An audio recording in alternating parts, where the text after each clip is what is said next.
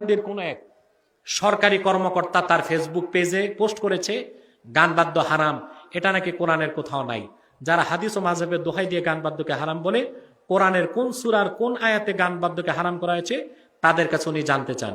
সরকারি কর্মকর্তা এই লোক সারা জীবন পড়ছে কি? স্কুল থেকে শুরু হয়েছে তার শিক্ষা সুদ আর ঘুষ।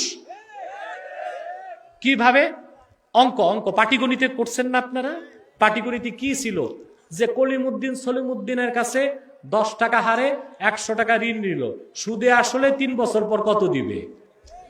যে সরকারি কর্মকর্তা এই সুদের বিদ্যা শিখতে শিখতে বিসিএস পাস করছে, তারপর ঘুষ দিয়া চাকরি নিছে, সে কোরআন হাদিসের কি বুঝে?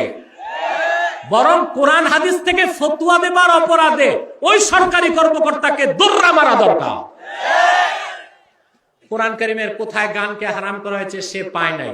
সূরা লোকমানে আল্লাহ বলেছেন, ওমিনান নাসি মান ইয়াশতারি লাহওয়াল হাদিস লিয়ুদিল্লা আন সাবিলিল্লাহি বিগাইরি ইলম ওয়া ইয়াত্তাখিদাহা হুজওয়া। এই আয়াতের ব্যাখ্যায় 27 জন মুফাসসির একমত। আল্লাহ তাআলা লাহওয়াল হাদিস বলতে গান বাদ্যের কথা বলেছেন। অথবা গান বাদ্য হারাম, গান বাদ্য হারাম কোরআন কারীমের সুস্পষ্ট আয়াত দিয়েই প্রমাণিত এবং অসংখ্য সহিহ হাদিস দিয়ে তা প্রমাণিত।